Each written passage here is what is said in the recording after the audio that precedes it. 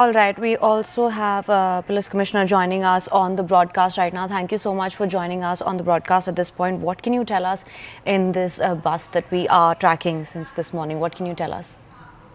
Hello. I hope you can hear me, Hello. sir. Yeah. So, okay. First of all, I would like to clarify there are some reports going on in media that it's RDX. So I would like to inform that it's not RDX, but it is approximately 360 kg inflammable material, which is suspected Suspect. ammonium nitrate, which has been recovered. Other than this, one Klinkov assault rifle with 3 magazines and 83 live rounds, one pistol with 8 live rounds, 2 empty cartridges, 2 additional magazines, and some other contrabands have been recovered from the place. Hello. Right. Now, of course, Okay. we also heard the presser that was just conducted right now. Of course, there's not much information that has been divulged as this is a matter of national security. However, is there any information on perhaps the larger nexus or the plans that they Yeah. did have?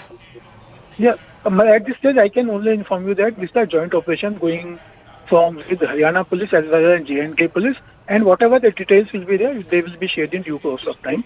Thank you. All right. All right. Thank you so much for joining us with those details on this. Anshu, let me just come back to you. Uh, if the All right, Anshul and Ishan, thank you so much for staying on with us. Ishan, let me just come back to you. You was telling us something before we had to move on. What can you tell us? Yes, the fact that there are two different operations that were launched by the police of different states. One was in Kashmir by Jammu and Kashmir Police, who initially led the team to arrest Dr. Adil from Saharanpur. And then later on, further digging deep and further investigating, they were able to get more arrests done in this case, which was Dr. Muzammil, who was teaching at a university, though he's a physician, but from his rented accommodation that he had rented, an AK style pattern rifle, that's what we've been given to understand, along with pistol, and other gadgets were recovered. Now the material will be part of the investigation that what it really is. Could they have used it to make an ID? Yes, of course, because it's ammonium nitrate. It's used to make an ID. So their plan and plot could have been to develop IEDs and then plant them and to create explosions and explosives in several areas of India. Could be Delhi. It could have been Faridabad. It could have been Right. Haryana. It could have been anywhere. And that's why both of these arrests are connected, and then there will be further arrests made in the case, what we have been given to understand, because questioning is going on. Some people have also been picked up for further questioning, whether their arrest happens or not. We have to wait and see. But questioning of other people and the suspects is still going on.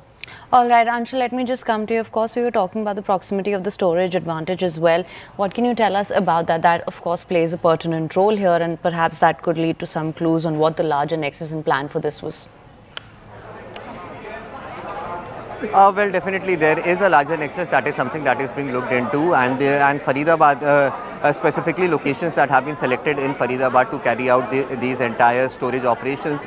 This is something that has raised a lot of eyebrows, and as I mentioned before as well, that previously, just a few months ago as well, there was a large quantity of explosives that were recovered from Faridabad. Although these were not related to terror-related events, is what the Faridabad police had told us at this point in time. But yet again, Faridabad has been chosen as a location where such high amount of explosives could be kept safely, because remember, if the case would not have opened from Jammu and Kashmir, if the investigation would not have started from Jammu and Kashmir, then probably the searches and recoveries would not have happened over here in Faridabad, which is right next to the national capital, and probably this entire operation or this entire planning of carrying out attacks inside the national capital could have eventually been succeeded. But at this point in time, since this one arrest has been made from Faridabad and then eventually recoveries have been made, definitely it seems like that a larger nexus is something that is being unearthed by the Faridabad police at this point in time. What is the exact rot of this nexus? That is something that needs to be investigated. But at this point in time, the manner in which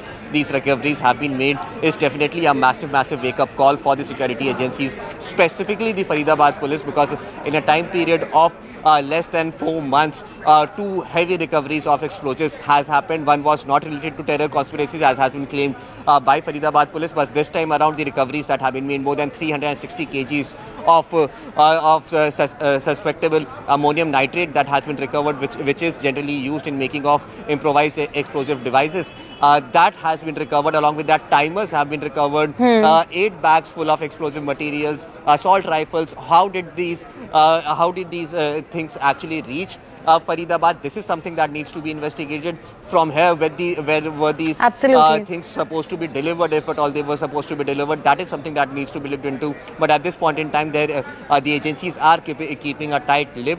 At this point, it remains to be seen when will they able to go ahead and finish this entire investigation and open up this entire case, which has definitely raised a lot of eyebrows on the awareness of specifically the Faridabad police, under whose nose more than 360 kgs of explosive materials were kept in by terrorist organizations. Right. All right, Anshul and Nishant, thank you so much for joining us on the broadcast. Of course, we'll continue to track all developments on this case with you through the course of the day.